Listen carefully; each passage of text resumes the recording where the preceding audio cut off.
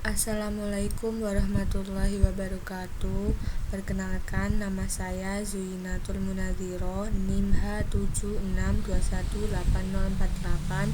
Di sini saya akan memenuhi ujian akhir semester mata kuliah Protek Aset Sistem Informasi. Dan di sini saya akan menjelaskan tentang malware.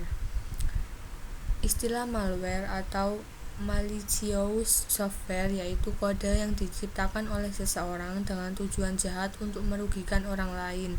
Malware dapat mengubah data seperti menghapus, menyembunyikan, dan mencuri tanpa seizin pemilik komputer yang tentunya akan merugikan orang lain. Jenis-jenis malware. 1. Virus. Virus adalah perangkat lunak berbahaya yang biasanya melekat pada dokumen atau file. Ketika sudah diunduh, virus tidak akan aktif sampai dokumen atau file yang sudah terinfeksi virus dibuka dan digunakan oleh pengguna. Virus dirancang untuk mengganggu operasi sistem di perangkat pengguna. Akibatnya, virus dapat menyebabkan masalah operasional yang signifikan dan pengguna dapat kehilangan data. Yang kedua ada worm. Malware jenis worm dapat menggandakan dirinya sendiri dan menyebar secara mandiri ke perangkat lain. Worm biasanya memasuki sistem melalui koneksi jaringan atau dari file yang diunduh. Yang ketiga ada wabit.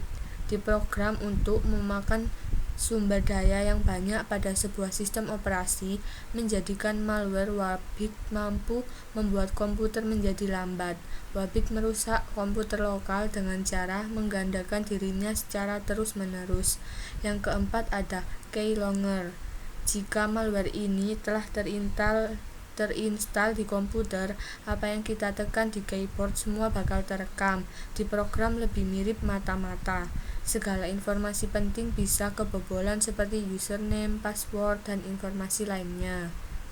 Yang kelima ada browser hijacker. Malware ini punya kemampuan mengacaukan atau membelotkan alamat website yang kita tuju ke alamat yang tidak kita inginkan. Selain itu, malware ini pun mampu menambahkan bookmark, mengganti homepage, serta mengubah peraturan browser. Yang keenam ada Trojan horse. Berbeda dengan virus, Trojan horse tidak dapat memproduksi diri sendiri. Pada umumnya, mereka dibawa oleh utility program lainnya. Utility program tersebut mengandung dirinya, atau Trojan horse itu sendiri berlagak sebagai utility program yang dijadikan tunggangan malware lain seperti virus, worm, wabit, dan spyware. Yang ketujuh spyware. Spyware diambil dari kata spy yang berarti mata-mata dalam bahasa Inggris. Program ini juga bertindak sebagai mata-mata atau penyusup ke perangkat komputer kamu untuk mengetahui kebiasaan apa yang dilakukan dan mencuri informasi penting dan juga data pengguna internet. Selain itu, spyware ini akan mengumpulkan semua informasi dan mengirimkan ke pihak lain seperti kepada perusahaan, data, atau pengiklan. Dan masih banyak lagi jenis malware yang lebih bahaya lagi. Kemudian cara menghindari dan mengatasi virus malware.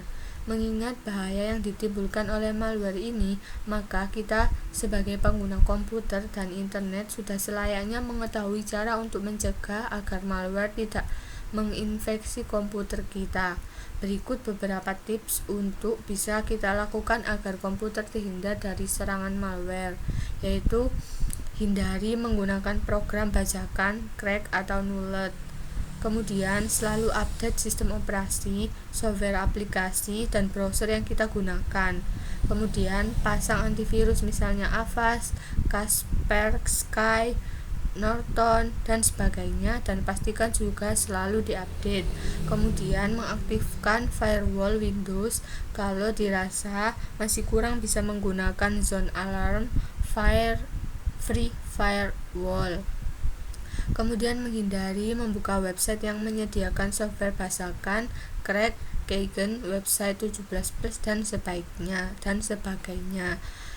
Kemudian jangan mengasal download file dari internet atau layanan file sharing. Pastikan dari situs yang terpercaya. Kemudian jangan membuka email sembarangan dari orang yang tidak kita kenal, apalagi data format .x atau src atau .vbs.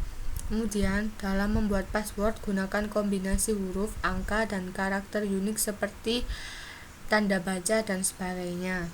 Kemudian pasang software anti malware seperti misalnya IOBIT Malware Fighter, Hijack This, AdAware, dan MC-A-Free Site Advisor. Dan yang terakhir adalah membersihkan temporary internet file, cookies, autocomplete form, dan kita bisa menggunakan tool cleanser. Demikian dari saya. Apabila ada salah kata mohon maaf. Wassalamualaikum warahmatullahi wabarakatuh.